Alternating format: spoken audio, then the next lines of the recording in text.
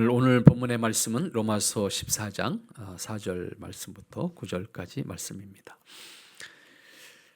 4절 말씀부터 보겠습니다. 나무의 하인을 비판하는 넌 누구냐? 그가 서 있는 것이나 넘어지는 것이 자기 주인에게 있음에 그가 세움을 받으리니 이는 그를 세우시는 권능이 주께 있음이라. 어떤 사람은 이를 저날보다 낮게 여기고 어떤 사람은 모든 날을 같게 여기나니 각각 자기 마음으로 확정할지니라. 나를 중히 여기는 자도 주를 위하여 중히 여기고 먹는 자도 주를 위하여 먹으니 이는 하나님께 감사하며 먹지 않는 자도 주를 위하여 먹지 아니하며 하나님께 감사하느니라. 우리 중에 누구든지 자기를 위하여 사는 자가 없고 자기를 위하여 죽는 자도 없도다. 우리가 살아도 주를 위하여 살고 죽어도 주를 위하여 죽나니 그러므로 사나 죽으나 우리가 주의 것이로다. 이를 위하여 그리스도께서 죽었다가 다시 살아나셨으니 곧 죽은 자와 산 자의 주가 되려 하심이니라. 아멘. 기도하겠습니다. 하나님 감사합니다. 주님의 날을 통해서 자녀된 저희들을 부르시고 하나님 앞에 기뻐함을 나누게 하시며 영광을 돌리게 하시니 감사합니다. 아버지 하나님, 땅에서 쉼없이 달려왔지만 하나님의 은혜로 쉼을 얻게 하시고 하나님 부르심에 응답함으로 말미암아 하나님 허락하신 은혜를 알게 하시고 그 은혜 안에서 쉼과 자유와 기쁨을 누리게 하시니 감사합니다. 아버지 하나님, 그것이 영원한 나라에 있음을 다시 고백하며 그 나라를 소망하는 가운데 하나님의 뜻을 우리 안에 담고 하나님의 형상을 우리 안에 담아서 하나님의 뜻을 살아가며 하나님의 형상을 나누는 기쁨이 또한 저희들에게 있게 하옵소서. 아버지 하나님이 주장하시는 시간이기를 원합니다. 이제 하나님 앞에 경배하는 시간, 말씀 앞에 저희들이 몸 조아려 하나님의 말씀 듣기를 원하오니 듣고 깨닫고 하나님 그 말씀 안에서 은혜를 함께 나누는 저희들의 삶이 되게 하시고 그 말씀에 친히 그리고 온전히 응답해서 하나님의 뜻을 사는 기쁨이 우리 안에 있도록 도우시옵소서. 친히 하나님께서 이 시간 성령님을 통해서 임재하실 때 모든 심령 주님께서 어루만져 주시고 하나님 육신에 연약한 이들에게는 연약함을 어루만져 주시고 심령이 연약한 자들에게는 심령을 어루만져 주시어서 하나님의 자녀로 온전함으로 설 수 있도록 축복하옵소서. 예수님의 이름으로 기도합나이다. 아멘. 오늘 본문의 말씀 우리가 로마서 12장부터 우리가 쭉 살펴보고 있는데 특별히 거듭남 이후에 그리스도인의 모습이 어떠한 모습이 될까를 우리가 살펴보고 있습니다. 이 땅에서 어떠한 권력을 가지고 강력한 나라를 만들었다 할지라도 그 나라가 영원한 나라는 없습니다. 이 땅에 그 권세를 가진 사람도 천하를 호령했어도 때가 되면 자기 스스로 할 수 있는 것이 아무것도 없는 사람이 됩니다. 다만 그것을 우리가 어떻게 이해하고 받아들일 것이냐라고 하는 것은 일반적으로는 삶의 선각자들이 우리에게 깨우쳐진 것을 통해서 확인하려고 할 것이고 하나님을 믿는 사람들에게서는 하나님 말씀이 어떻게 말씀하시는지 거기에 귀를 기울여야 할 것입니다. 오늘 가장 핵심적인 말씀으로 여러분들에게 제목을 드렸습니다. 우리가 주의 것입니다 라고 하는 고백이 우리에게 있어야 될 것인데 적어도 하나님의 창조를 믿는 사람들 그리고 하나님의 구원 역사를 믿는 사람이라고 하면 내가 나의 것인가 라고 하는 것을 생각해 볼 수가 있어야 될 것입니다. 이 세상에는 엄청난 국가를 형성해서 영원히 그 지배력을 발휘하고 누려보려고 했던 사람들이 수없이 있었습니다. 하지만 역사상에 국가를 형성했던 나라 중에서 어떤 나라도 지금까지 존속하는 나라는 없습니다. 그리고 그 나라를 지배했던 권력자들도 결국은 영원하지 못했다라고 하는 것도 우리는 확인할 수가 있습니다. 우리는 반도국가에 살고 반도국가라고 하는 환경 속에서 살아남은 사람들입니다.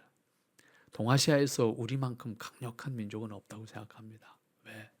환경적인 면에서 매우 열악한 환경, 그럼에도 불구하고 살아남은 유일한 민족, 그렇게 생각할 수가 있습니다. 작은 반도구 안에서 수없이 경쟁을 했고 싸웠습니다.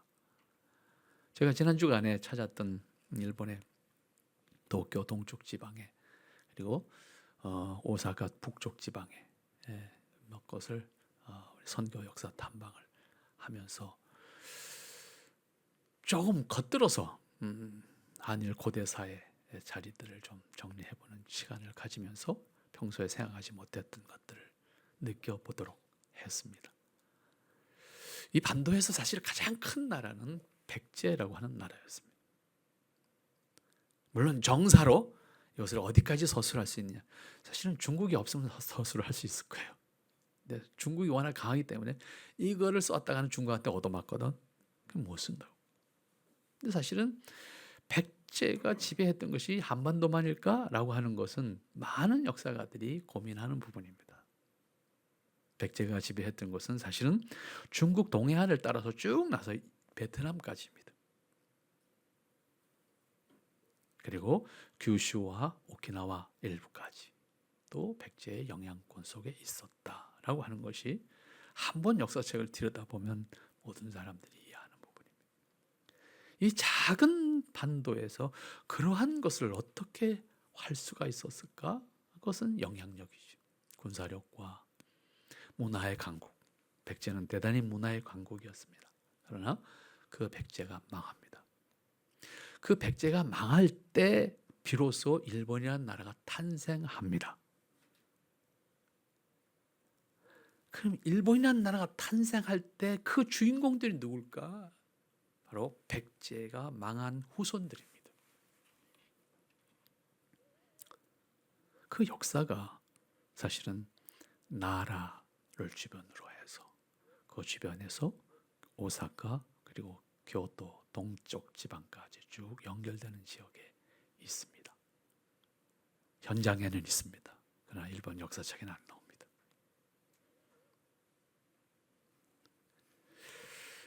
느낄 때마다 생각하게 되는 것이 있습니다. 우리 한반도에도 이렇게 강력한 국가가 있긴 있었는데 결국은 그 국가가 이렇게 몰락하면 결국 그 흔적이 없어지게 되고, 그리고 그 역사가 그곳에 있지만 누구도 말하지 않는 역사가 되어 있다라고 하는 거죠. 그 왕족들을 기리는 절을 짓게 해요. 그래서 절 이름도 백제사입니다. 오사카 부라고 하는 광역 도시 안에서 두 개의 사적 역사 국가 사적지가 있습니다. 그것이 오사카 성 첫 번째. 오사카 성은 다 여행 가면 가는 곳입니다. 유명합니다. 두 번째가 백세사. 근데 백세사를 찾는 사람은 아무도 없습니다. 일본에서 광고도 안 합니다. 분명히 그들에 의해서 형성된 문화와 역사를 계승하고 있는 사람들이지만 그것을 말하지 않습니다. 아무도 돌아보지 않습니다. 무엇을 말씀드리고 싶은가 하면 땅에서 영원한 권력도 영원한 국가도 없다는 겁니다. 그런데 우리는 보이는 것을 통해서 판단하기도 하고 보이는 것을 통해서 따라가기도 하고 그것이 전부라고 생각하게 됩니다. 권력이 있을 때는 권력이 전부라고 생각합니다. 하지만 우리가 정치인들이 스스로 하는 말이죠. 권력 무상입니다. 내려오면 아무것도 아닙니다. 오늘 바울이 왜 이 말씀을 했을까? 여러분들 한번 눈여겨보시기 바랍니다. 4절 말씀 여러분들이 한번 보시기를 바랍니다. 남의 한을 비판하는 너는 누구냐? 그가 서 있는 것이나 넘어지는 것이 자기 주인에게 있음에 그가 세움을 받으리니 이는 그를 세우시는 권능이 주에게 있다.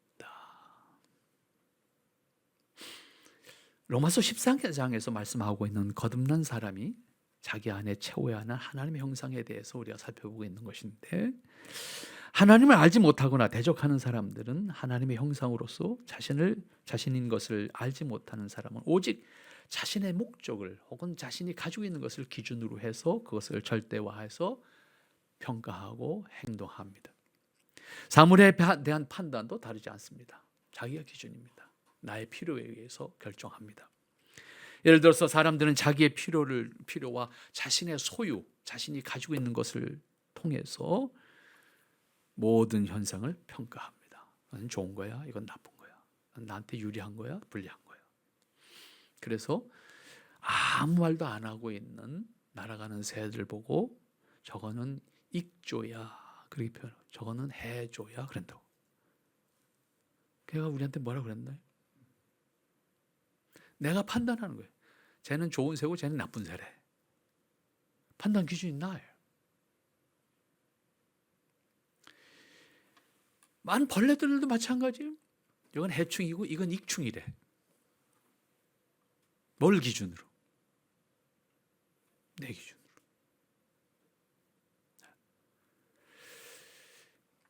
그러나 자연 생태계 전체를 놓고 보면 결코 익충도 해충이라고 구분해서 따로 평가할 수 있는 것은 아무것도 없습니다. 모든 것이 있어야만 하고 모든 것이 있음으로 말미암아 지구가 존재합니다. 사람도 그 안에 살 수가 있습니다. 그런데 사람은 자신한테 유리한 것을 골라서 이건 좋은 거라고 생각합니다. 그런데 그래서 좋은 것만 확보하게 되면 어떻게 돼요? 지구가 망가집니다. 생태계가 망가집니다. 그것을 메꾸기 위해서 또 다른 일을 하지 않으면 안 되는 겁니다. 그러니까 사람이 자신에게 유리하기 위해서 해충을 없애는 약을 만들어서 다 죽여버려요. 그러면 나한테 유리한 것만 있을 것 같은데 아닌 거예요. 더 많은 다른 것들이 다시 거기에 지배 세력이 됩니다. 그래서 우리는 더 강력한 소독약을 쓰지 않으면 안 되는 거예요. 이걸 반복하다 보면 결국 강한 놈만 살아남는데 그 강한 놈이 어떤 놈입니까? 정말로 나쁜 놈들이 된다고. 응? 우리의 필요에 의해서 선택했지만 결국은 우리는 더 큰 피해를 볼 수밖에 없는 사람이 된다는 겁니다. 이렇게 사람들은 다른 것을 자신의 기준으로 비판합니다. 이에 대해서 바울은 남의 하인을 비판하는 넌 도대체 누구냐? 이렇게 질문합니다.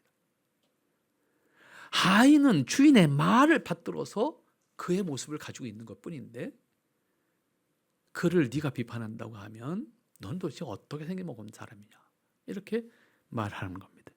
자기가 마음대로 할 수 있는 것이 하인에게는 없습니다.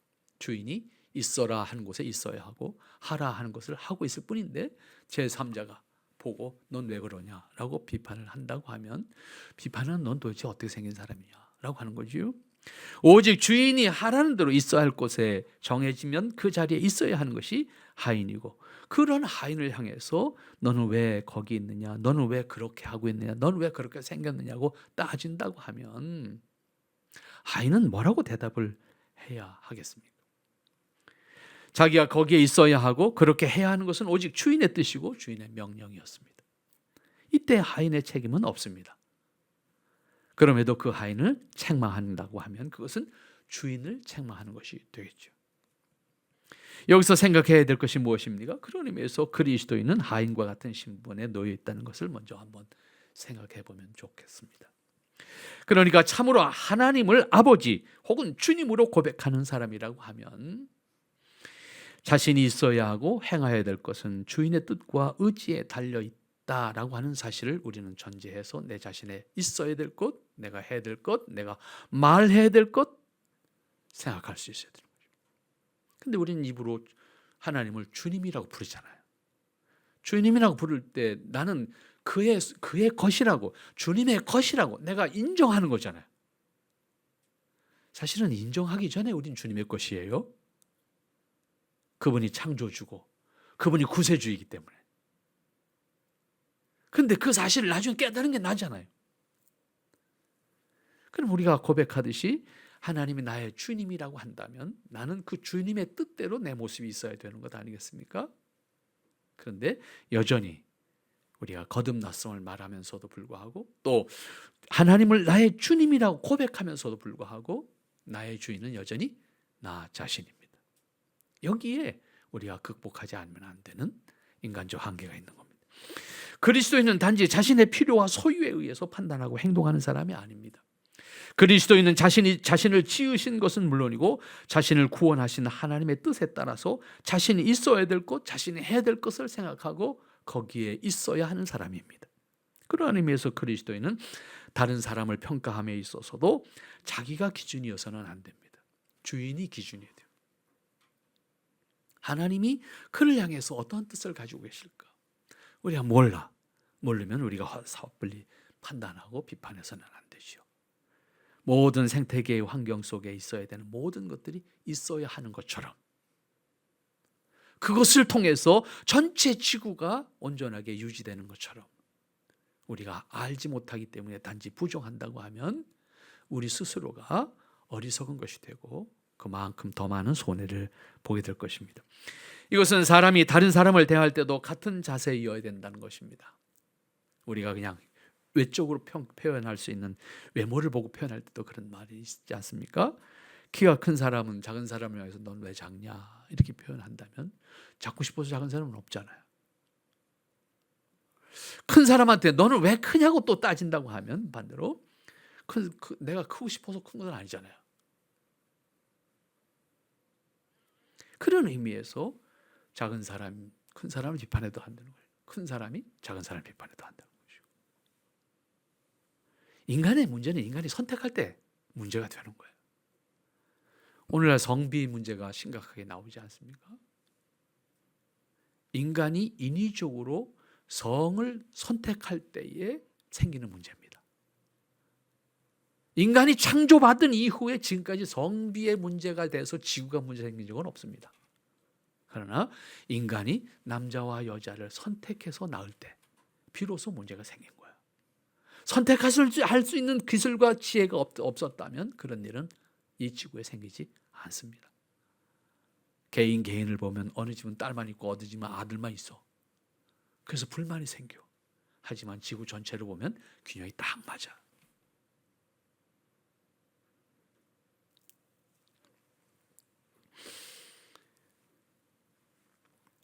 가장 중요한 것은 그 사람을 있는 그대로 볼 줄 아는 사람. 이것이 아마 거듭난 그리스도인이 다른 사람을 대할 때의 자세입니다. 그 사람을 그대로 봐줄 줄 알고 그대로 인정해 줄 줄 알고 그대로 이해해 줄 줄 알고 그리고 그 사람을 그 사람 자체로 대할 수 있는 그런 의식이 우리에게는 좀 더 필요하다 생각합니다. 하지만 사람들은 소유와 능력과 지위와 같은 환경적인 것에 의해서 사람을 판단하고 그렇게 대합니다. 그렇지만 바울은 분명하게 말합니다. 하인은 주인의 뜻을 따를 뿐이다. 이는 그를 세우시는 권능이 주인에게 있다. 그 얘기입니다. 하인에게는 그러한 권한이 없다는 겁니다. 주인만이 그 하인의 행동이나 목적을 결정할 수 있습니다. 그러므로 다른 사람을 자신의 기준으로 판단하는 것은 잘못이다. 적어도 우리가 특별히 하나님의 형상으로 지음받은 사람이라고 하는 것을 인정하는 신앙을 가지고 있다고 하면 어떤 사람이든지 그 사람을 하나님의 형상으로 존중할 수 있어야 한다는 것입니다. 이것이 우리에게는 이 땅에 사는 날 동안 극복하지 않으면 안 되는 우리에게 주어진 책임이기도 하고 사명이기도 하고 더 나아가서 사람과 사람을 대하는 기본적인 자세라고도 말할 수가 있을 겁니다. 그 다음 이어지는 말씀을 보십시다. 그렇게 말씀하신 다음에 5절과 6절에서 뭐라고 표현하고 있는가 하면 어떤 사람은 이 날을 전날보다 낮게 여기고 어떤 사람은 모든 날을 같게 여기나니 각각 자기 마음으로 확정할지니라. 나를 중히 여기는 자도 주를 위하여 중히 여기고 먹는 자도 주를 위하여 먹으니 이는 하나님께 감사하며 먹지 않는 자도 주를 위하여 먹지 아니하며 하나님께 감사하느니라. 그럼 하인이라고 해서 기계적인 존재냐? 동물적인 존재냐? 그렇지 않다는 거죠. 어떤 사람은 이 날보다 저 날을 낮게 여기고 어떤 사람은 모든 날을 같게 여기나니 각각 자기 마음으로 확정한다. 어떤 사람이 됐든 한 개인의 인격을 존중하는 그 사람의 의지적 결정을 존중하는 것이죠. 하인의 신분이기 때문에 자기 생각으로는 전혀 빼놓고 수동적으로만 해야 된다는 말인가? 라고 하는 것을 우리가 질문하게 됩니다. 사람은 하나님의 형상으로 창조되었기 때문에 비록 자신에게 대한 주권이 주인에게만 있지만 사람은 동물이나 로봇이 아닙니다. 하나님의 형상으로 지음을 받았기 때문에 스스로 판단하고 행동하는 자격과 권리도 있습니다. 다만 하나님의 뜻에 기꺼이 순종하는 겁니다. 자원하여 순종하는 겁니다. 필요에 의해서, 조건에 의해서 행동하는 사람이 아니라 그것이 진정한 하나님과의 관계에서 내가 확인하는 도리이기 때문에 그것을 기뻐할 수 있는 사람이어야 한다는 의미입니다. 그런 의미에서 그리스도인은 기계적으로 살아야 된다는 의미가 결코 아닙니다. 수동적이라면 신분 차이 때문에 수동적이라는 말을 표현할 수 있겠지만 오히려 자신의 신분과 위치를 확인하고 주인이신 하나님의 기뻐하심 안에 내 모습이 있도록 내가 그 길을 기꺼이 선택할 수 있는 모습으로 살아갈 수 있는 사람이어야 한다는 겁니다. 이때의 결정은 하인의 신분일지라도 뭐예요? 자신의 확신, 자신의 의지, 자신의 자유를 통해서 결정하는 거예요. 그랬을 때 그 신분을 가진 사람으로서의 기쁨, 그리고 자신이 그 이 역할을 감당하는 것으로서의 기쁨이 있는 거예요. 그것을 감당하는 기쁨으로 자신의 삶을 기꺼이 살아가는 것이고 자신의 힘든 것까지도 기꺼이 감당해 나가는 삶을 살 수가 있는 겁니다. 그런데 그리스도인들의 모습에서 뭔가 석연치 않는 것을 발견하게 됩니다. 정작 책임을 져야 할 것에 대해서는 모르는 척 회피하고 자신에게 유리한 것은 기꺼이 챙기는 모습을 발견하게 되면 마음이 많이 불편해지지요. 그러한 그리스도인에 대해서 사회는 기회주의자라고 비판할 겁니다. 어떤 사람은 이 날을 저날보다 낮게 여기고 어떤 사람은 모든 날을 같게 여긴다. 이것은 자신에게 주어진 날에 대한 책임, 기회에 대한 책임 분명하게 인식하고 결정하고 행동하는 것을 말하는 겁니다. 그러나 거기에는 기꺼이 비록 하인이라고 하는 신분이 있다 할지라도 자유와 그리고 판단과 그리고 자신의 결정적 의지까지도 작용하고 있다라고 하는 것을 말씀하고 있는 겁니다. 또한 그리스도인은 철저하게 자신에게 주어진 시간과 그런 의미에서 기회를, 일을 놓치지 않고 자신의 신분에 합당한 것을 감당하지 않으면 안 되는 겁니다. 어떠한 일만이 아닙니다. 내 모습, 내게 살아가는 과정 속에 주어진 시간까지 내가 어떻게 활용할 것인가, 내가 어디에 있어야 되는 사람인가, 지금 이 시간 내가 어디에서 무엇을 해야 되는 사람인가 라고 하는 것에 대한 책임, 거듭난 하나님의 사람으로서 내가 감당해야 될 분명한 책임의식이 있어야 된다. 자기 책임을 다하는 사람이어야 한다, 그런 의미입니다. 이 세상에 있는 동안에 주어진 기회와 일을 놓치거나 게으르지 말고 최선을 다해서 그것을 또한 감당하는 사람이어야 된다는 것도 말씀하는 것으로 생각할 수 있습니다. 그렇게 할 때 진정으로 하나님의 형상을 가진 사람으로서 자신의 가치와 의미를 찾게 되고 그것을 통해서 주인이신 하나님을 기뻐할 수 있는 사람, 그리고 하나님이 기뻐하시는 뜻에 기꺼이 동참함으로 말미암아 자신의 삶을 살아가는 기쁨을 누릴 수 있는 사람이 되는 거죠. 우리가 어떤 종교적인 힘에 매여서 내가 내 의지와 관계없이 휘둘리는 사람으로서의 삶을 살아가는 것을 의미하는 것이 아닙니다.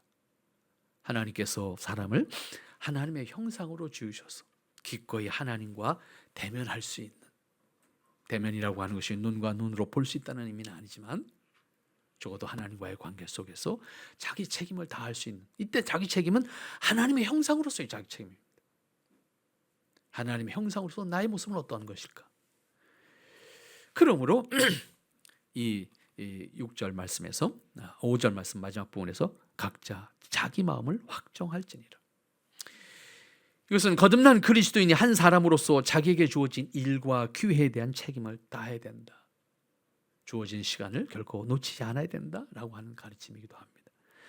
그것은 획일적인 것을 요구하는 것이 아니라 전적으로 그 사람의 인격과 환경과 신앙과 모든 것을 통해서 결정하고 자신의 역할을 감당할 수 있는 사람이 되어야 한다는 거죠. 하나님은 택하신 자들을 동물처럼 목에 줄을 매서 자신의 목적과 원하는 대로 끌고 다니시는 분이 아닙니다.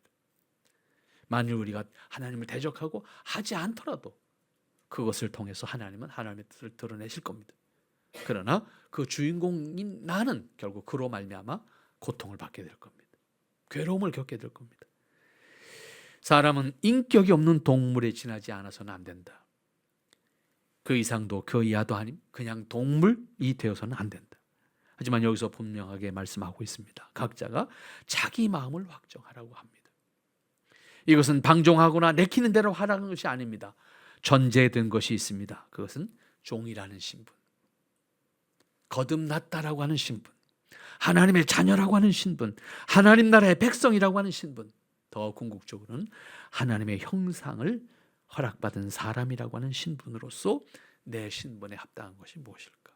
그것을 감당하는 사람이어야 한다는 겁니다. 그러므로 거듭난 그리스도인은 각각 자기 마음으로 확정하는 것인데, 이것은 온전한 인격으로 하나님께 응답하는 자세로 자기 결정과 자기 책임을 다하는 사람이어야 한다는 것입니다. 그리고 이어지는 6절 말씀에서 나를 중히 여기는 자도 주를 위하여, 먹는 자도 주를 위하여, 이런 표현을 하고 있습니다. 이것은 거듭난 그리스도인이 하나님 앞에서 살아갈 때 궁극적으로 갖고 있어야 되는 분명한 자기의식입니다.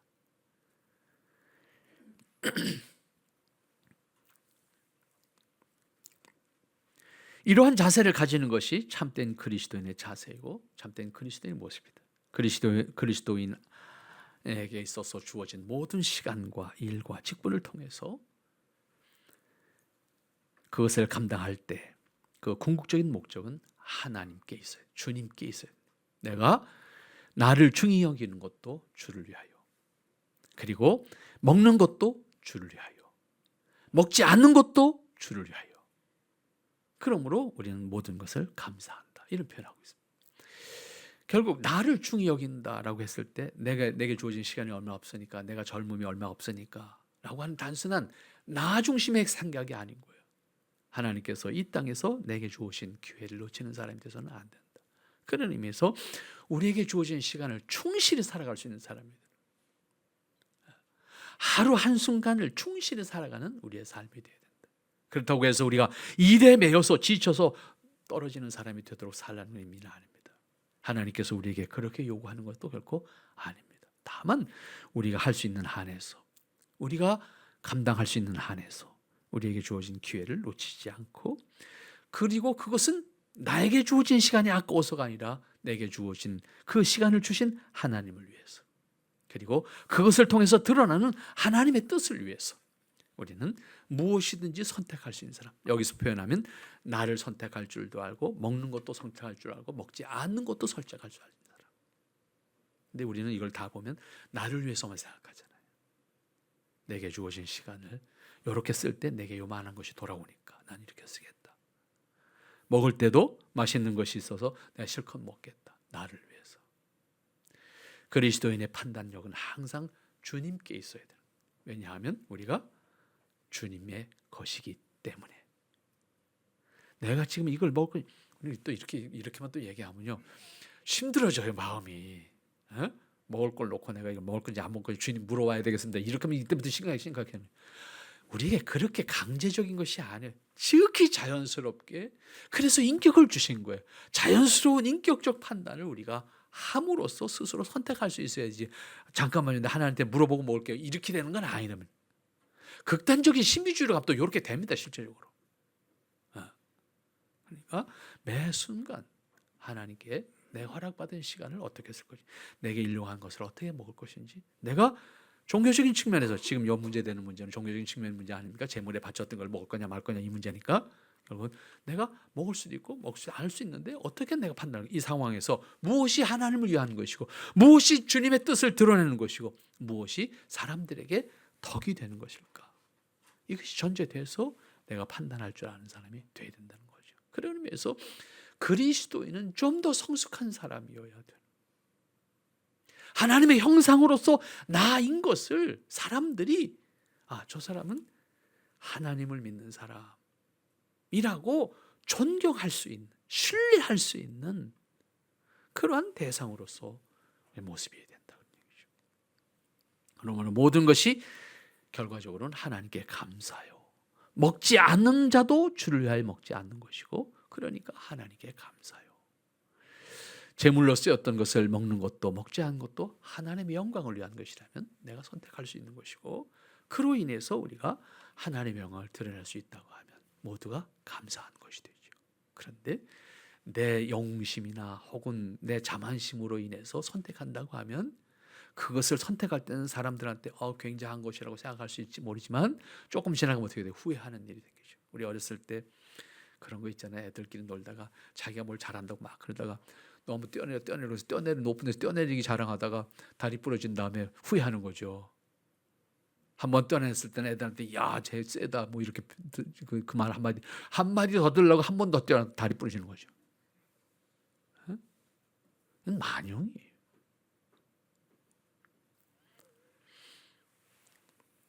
그러므로 우리가 먹는 것도 먹지 않는 것도 주님이 기뻐하시는 것인가 라고 했을 때 내가 선택할 수가 있어야 되죠. 그것이 거듭난 사람으로서의 성숙한 인격이다 이렇게 말씀하시는 겁니다.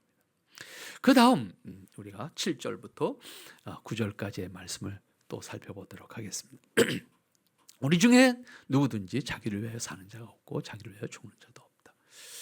참 옳은 말씀인 것 같은데 잘 생각해 보면 다 자기를 위해서 살고 있고 죽는 것까지도 자기를 위해서 죽으려는 사람이 있어요. 유교적 정신이 아주 철저한 사람들은 살아있을 때 자기 무덤 파놓고 죽는 사람들 많잖아요. 그죠? 지금도 시골에 가면 그런 사람들이 있습니다. 자기가 들어갈 자리를 다 유택을 만들어 놓고 있으면 마음 편안하대나 어쨌거나 그리고 자기가 마치 뭔가를 다 한 것처럼 또 수위까지 맞춰놓는 사람도 있어요. 또 맞춰놓으면 오래 산다나 어쨌거나 뭐 이런 전설에 의해서 만들어 놓고 죽는 사람들이 있잖아요. 그리고 그걸 만들어 놓은 날 굉장히 흐뭇해합니다. 굉장히 만족스러워합니다. 죽음까지도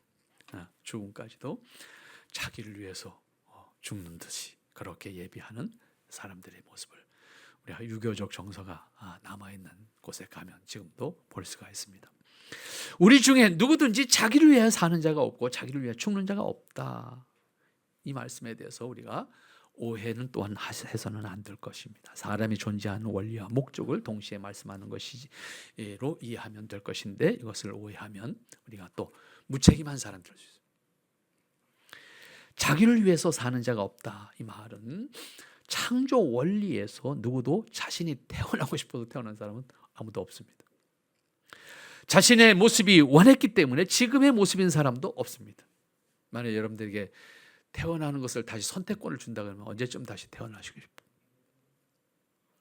가끔 그런 소리가 생각을 해볼 수 있어요. 여러분들 만약 부활을 믿는다고 말하잖아요. 그죠? 여러분들 몇 살로 부활하시면 좋겠습니까? 한번 고민 좀 해보세요. 나는 그래도 그때도 제일 예뻤을 때가 내가 그래도 20살 때인가 20살로 난 부활했으면 좋겠다. 뭐 이런 상상을 저만 상상했나요? 이런 상상을 한번 해보세요. 근데 아프다고 죽은 사람은 어떻게 해요? 아픈 걸 부활하면 어떻게 하겠어? 장애를 가진 사람이 장애를 가지고 부활했으면 어떻게 해요? 한번 좀 고민해 보시라고. 하나님의 창조와 함께 주어진 나입니다. 그러므로 나는 나 자신에 대해서 불만을 갖지 마세요. 키가 작다고 불만 갖지 마시고 머리카락이 없다고 불만하지 마시고 이번에 가서 제 일본인 친구를 하나 만났는데 머리가 하나도 없어. 완전 백구야. 근데 나보다 나이가 어린데 그래서 농담 삼아 그런 얘기를 합니다. 원망할 일이 아니고 탓할 일이 아니고 하나님의 창조와 함께 주어진 나입니다. 그런 의미에서 나를 하나님 앞에서 내 스스로에 대한 자존감, 괜히 외적인 것 갖고 자존감을 확인하려고 하지 말고 내 스스로 하나님 앞에서의 나를 허락받았다는 사실에 대해서 감격하고 그것에 대해서 감사할 수 있는 사람이어야 하고 그러한 나를 하나님이 얼마나 기뻐하셨을까? 그러한 나를 하나님이 얼마나 귀히 여기시는가? 그 기뻐하시고 귀히 여기시는 나인가? 이걸 고민해야 돼요. 이것은 더 근본적으로 인간이 스스로 존재하는 목적을 선택하는 것이 아니라는 겁니다. 하나님이 인간을 지으실 때 인간에게 존재해야 되는 의미, 목적을 이미 주셨잖아요. 그 일에 충실했을 때 나는 나로서 하나님이 기뻐하시는 사람이고 난 나로서 이 땅에 허락받은 삶을 충실히 사는 사람이고, 그 과정을 통해서 내가 기뻐함을 얻을 수 있는 사람입니다. 나라는 사람은 하나님의 창조로, 하나님의 창조 목적을 위해서 존재하게 되었다는 겁니다.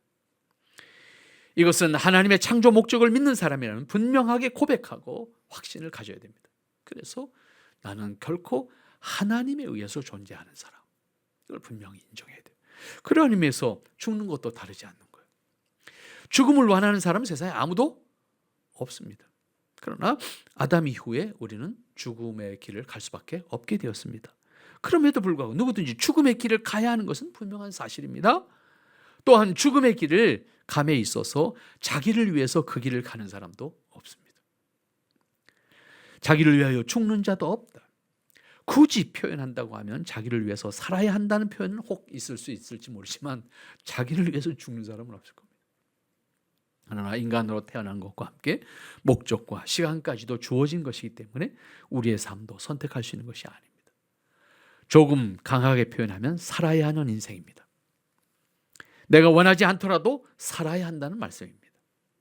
이렇게 표현하면 숙명적인 것이라고 또 생각하기 쉽습니다. 이미 앞에서 전제했던 것처럼 창조와 각각 자기 마음을 확정할 수 있도록 배려하신 하나님의 은혜를 우리 기억한다고 하면, 그런 의미에서 이것은 우리가 숙명으로 받아들일 문제가 아닙니다.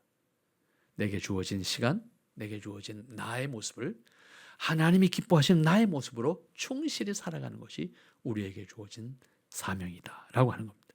그러므로 더 적극적으로 우리가 살아도 주를 위해서 살고 죽어도 주를 위해서 죽는다. 그 이어지는 표현이 그렇게 표현되지 않습니까? 결국 여기서 주를 위해서 산다라고 표현하는 데 있어서 우리가 그 궁극적인 이유가 어디에 있습니까? 주님의 것이기 때문에. 내 소유가, 내 소유권이 나에게 있지 않고 주님의 것이기 때문에. 이런 표현이죠. 거듭난 그리스도인은 자신에 대한 소유권이 하나님께 있다는 것을 고백해야 됩니다. 하나님을 모르기까지는 나에 대한 소유권은 나에게 있다고 생각했어요. 그래서 내 마음대로 나의 시간을 활용하고 내가 살고 싶은 대로 살고 내가 하고 싶은 걸 한다고 생각했어요. 하지만 주님을, 예수님을 알고 하나님을 믿는다고 하면 나는 그 순간, 거듭나는 순간 나는 주님의 것이에요. 내 소유권이, 나에 대한 주권이 하나님께 있다는 것을 고백한 사람들입니다. 그렇다고 하면 나의 시간, 나의 재능을 하나님이, 주인 되시는 하나님이 넌 그걸 어떻게 쓰면 좋겠다, 그 뜻에 합당하게 내가 그것을 사용할 수가 있어야 한다는 것입니다. 그렇다고 하면 자신에 대한 권한이 하나님께 있음을 확인해야 되고, 오직 주권자이신 하나님의 뜻과 말씀에 전적으로 내가 따르는 사람으로서 내게 주어진 시간도, 내게 주어진 재능도, 내게 주어진 건강도 활용할 수가 있어야 한다는 거죠. 그런 의미에서 우리가 주님을 주님으로 존중한다는 말은 주인이신 뜻, 주인의 뜻을 따라서 내가 행하고 있을 때 존중하는 것이 되죠. 앞에서 말로서는 예 하고 대답했는데 뒤에서는 그와 관계없이 행동한다면 주님을 존중하는 게 아니죠. 주님을 기만하는 거죠. 앞에서는 그렇게 하겠다고 대답했는데 정작 실제적으로는 그렇게 하지 않는다고 하면 내가 주인으로, 앞에서는 주인을 이렇게 대우하지만 결국 뒤돌아서는 주인과 관계없는 나의 모습이 되는 거죠. 그런 의미에서 그리스도인이 행하는 일은 다른 종교에서처럼 복받기 위해서 하는 종교적 행위가 아닙니다. 그리스도인의 행위는 그런 행위가 아니다고 말합니다. 주권자이신 하나님께 순종하는 겁니다. 주권자이신 하나님의 뜻을 기뻐하는 겁니다. 주권자는 단지 나를 소유하는 것이 전부가 아니고 나에 대한 책임도 하나님 자신이 지십니다. 왜? 소유권이 하나님께 있으니까. 그러므로 우리는 그분의 뜻을 따라서 살아감에 있어서 그 결과는 그분이 책임지시는 거예요. 그럼 우리는 우리에게 허락되어진 삶을 기꺼이 하나님의 뜻대로 살아가는 겁니다. 그러므로 하나님의 형상을 가진 자로서 이 세상에 산다고 하는 것, 그리고 죽는다는 것 모두가 주님을 위한 것일 때 진정으로 내가 존재하는 이유가 하나님께 있다라고 하는 것을 확인하는 신앙이 되는 거죠. 그렇지만 그리스도인을 자처하는 우리의 모습이 어떤 것일까 한번 돌아본다고 하면, 우리가 주님이라고 부르면서도 불구하고 여전히 나에 대한 권한을 내가 행사하고 있다라고 하는 것을 생각하지 않을 수가 없는 거죠. 우리는 정말로 하나님을 주님이라고 고백한다고 하면, 내가 주님의 것이라고 분명히 믿는다고 하면, 나는 그분의 뜻을 따라서 내가 어떠한 모습이 될까? 내가 지금 그분의 뜻을 따라서 어떠한 일을 해야 될까? 그리고 그분이 기뻐하는 나는 어떠한 모습일까? 그분이 기뻐하는 모습으로 나를 만들어가는 것도 내가 해야 될 일이죠. 어느 날 시간이 지나가서 내가 그런 사람으로 만들어지는 거 아닙니다. 내가 주님이 기뻐하는 나이도록 나를 만들어가는 것만큼 만들어집니다. 어린아이가 태어나서 성장하는 과정 속에 그 아이가 어떠한 노력을 하고 어떠한 시행착오를 하고 어떠한 경험을 하느냐에 따라서 인격이 형성되는 것처럼, 거듭난 이후에 나는 하나님의 사람으로서 나이도록 나를 만드는 작업을 해야 돼요. 끊임없이. 그래서 내 자신이 하나님의 형상으로, 하나님의 형상을 드러내는 모습으로 나를 이 세상에 만들어가는 작업이 이루어져야 돼요. 사실 이게 우리 신앙의 과제여야 되는데, 우리의 신앙의 과제는 여기 없어요. 우리의 신앙의 과제는 내 목적에 있어요. 내 목적. 응? 내가 목적하는 것에 우리 신앙의 과제가 있다는 거예요. 우리가 신앙을 열심히 하는 것도 뭘 위해서? 복 받기 위해서. 뭘 이루기 위해서. 이 목적이잖아요. 궁극적인 목적은 하나님의 사람으로서 내가 어떤 사람이어야 할까? 여기가 궁극적인 목적이어야 되는데, 우리의 현실은 당장 필요한 것에 더 가까이 있잖아요. 그게 더 빠르잖아요. 그래서 우리는 항상 뭔가를 위해서 신앙을 열심히 해야 된다고 생각합니다. 필요한 부분이에요. 그러나 그건 궁극적인 목적이 아니에요.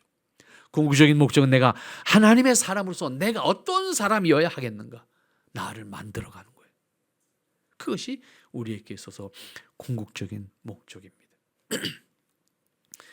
이것은 기독교 복음이 어떤 것인지를 더 확실하게 깨닫기 위해서 말씀하시는 것이라고 생각할 수가 있습니다. 사람이 완전해서 하나님 앞에서 주님을 위해서 살 수 있거나 주님을 위해서 죽을 수 있는 것은 결코 아닙니다. 아담 이후에 인간은 어떤 노력, 어떤 방법으로도 하나님 앞에 설 수 없는 무자격자입니다. 그러므로 그리스도인은 신분을 가지는, 그리스도인이라고 하는 신분을 가지는 것은 물론이고, 우리가 하나님의 백성이라고 하는, 나아가서 하나님의 것이 될 수 있는 것도 우리에게 자격이 있어서 된 것이 결코 아닙니다. 그것은 전부 하나님의 은혜였습니다. 하나님의 사랑이었습니다. 그것으로 우리가 하나님의 것이 되었습니다. 내가 자격이 있어서 하나님의 것이 된 것이 아닙니다. 이 세상에서 우리를 하나님의 것으로 택하셨습니다. 하나님의 것으로 불러서 하나님의 것으로 삼으셨습니다. 그것은 우리를 하나님 앞에 설 수 있는 사람이 될 수 있도록 하기 위해서 예수님께서 중보 사역을 완성하심으로 가능하게 되었습니다. 결국 9절 말씀에서 보면 이를 위하여 그리스도께서 죽으셨다. 그리고 다시 살아나셨다. 왜? 죽은 자에게도 산 자에게도 주님이시기 때문이다. 이렇게 정리해주고 있습니다. 여러분, 예수님께서 중보를 위해서 친히 죽으심을 자처하신 것은 죽으셨다가 살아나심으로 말미암아 죽은 자들에게도, 현재 살아있는 자들에게도 그분은 우리에게 주님이 되셨다라고 하는 의미입니다. 오늘 우리가 그러한 예수님을 믿는 사람들입니다. 그렇다고 하면 우리에게 있어서 주님은 분명히 하나님이어야 되고, 그 하나님이 나에게 주님이라고 하면 그 하나님이 나를 어떻게 기뻐하실지, 그 하나님이 기뻐하시는 내가 되도록 하는 것이 거듭난 사람의 모습이다. 그런데 우리는 현실적으로 필요한 것이 더 급하다 보니까 여기에 집중하게 되는데, 근본은 어디에 있습니까? 우리가 하나님의 사람으로서, 하나님의 형상을 허락받은 사람으로서 내가 하나님이 기뻐하는 나이도록, 하나님이 기뻐하는 내가 되도록 나를 만드는 작업을 하지 않으면 안 된다. 그런 의미에서 다시 신앙은 인격입니다. 신앙은 인격입니다. 그리스도인의 인격이 그 사람의 신앙입니다. 종교적 행위에 매여 있는 것이 아니에요. 그런 의미에서 하나님의 사람으로서 내가 사람들에게 하나님의 사람으로 그렇게 존중되는 사람으로 보여질까? 그런 의미에서 나는 어떠한 모습으로 하나님 앞에 서고 어떠한 모습으로 세상 사람들 앞에 설 수 있을까?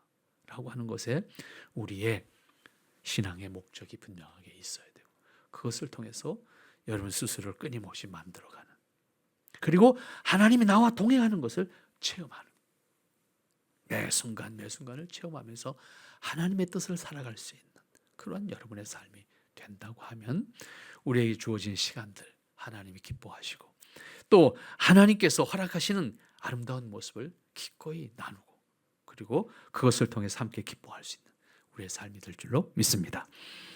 기도합니다. 거룩하신 아버지 하나님 감사합니다.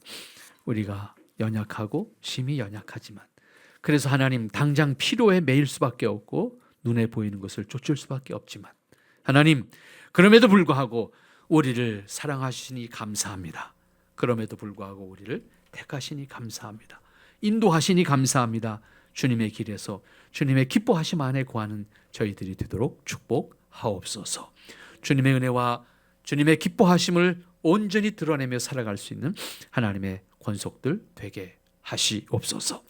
아버지 하나님의 권세와 능력으로 말미암아 끝까지 승리할 수 있는 아름다운 모습이 저희들에게 있게 하시고 하나님을 주님으로 고백하는 저희들의 믿음에 합당하도록 우리가 주님 것으로 온전히 땅에서 자유하며 주님 것으로 땅에서 승리할 수 있는 우리의 삶이 되도록 축복하옵소서. 예수님의 이름으로 기도하옵나이다. 아멘.